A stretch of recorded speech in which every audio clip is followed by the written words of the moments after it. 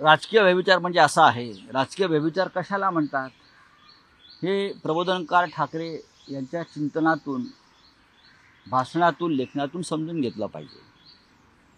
आम्ही सगळे प्रबोधनकार ठाकरेंचे विचार मानणारे लोक आहोत। ते तर स्वतः त्यांचे नातू आहेत, उद्धव ठाकरे त्यांचे नातू आहेत।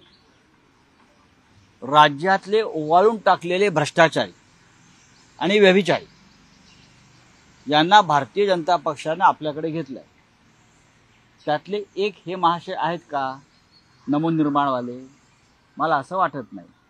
पण राज्यातले सगळे ओवाळून टाकलेले भ्रष्टाचारी, व्यभिचारी, गुंड यांना आपल्या पक्षात वॉशिंग मशीनमध्ये घेऊन साफ करणं हा व्यभिचार नाही का? मग त्याच व्यभिचारी व्यासपीठावरती आपणही पाय ठेवला असेल तर आपल्याला लोकांना उत्तर द्यावं लागेल, असं माझं म्हणणं आहे। हा त्यांचा निर्णय आहे, त्याच्यावर त्यांनीच बोललं पाहिजे। आता असं आहे न घेता म्हणजे आता असं आहे की अजित पवार, हसन मुश्रीफ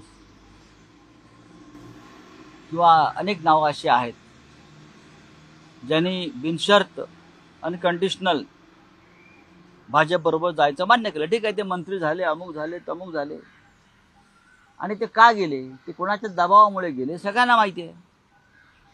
ते कोणाच्या दबावाखाली गेले, कोणत्या एजन्सीच्या दबावाखाली गेले, तर मला असं वाटत नाही की यांचं तसं झालं असेल।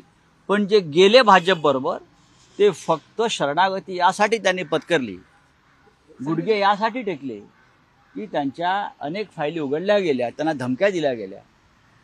आणि म्हणून मला असं वाटतं की व्यभिचार जो आहे हा भारतीय जनता पक्षाचा जगजाहीर आहे।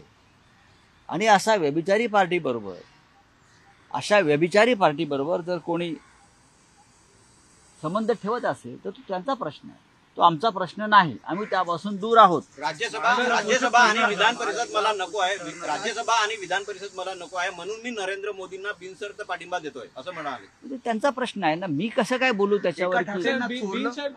म्हणायचं बघा, आपली स्वतःची चोरी आपण कशी का होऊ देऊ शकतो ना? ठाकरे हे नाव असं या महाराष्ट्रात आणि देशामध्ये, त्यांना कोणी झुकवू शकत नाही, त्यांना कोणी नमवू शकत। हा इतिहास आहे। उद्धव ठाकरेंना झुकवण्याचा प्रयत्न झाला, उद्धव ठाकरे झुकले नाहीत। आम्ही सगळे बाळासाहेब ठाकरेंचे शिलेदार आहोत। आम्हाला तोडण्याचा, झुकवण्याचा प्रयत्न झाला, आम्ही तुटलो नाही, आम्ही लढतो आहोत। सध्या महाराष्ट्राला लढणाऱ्याची गरज आहे, महाराष्ट्राच्या स्वाभिमानासाठी।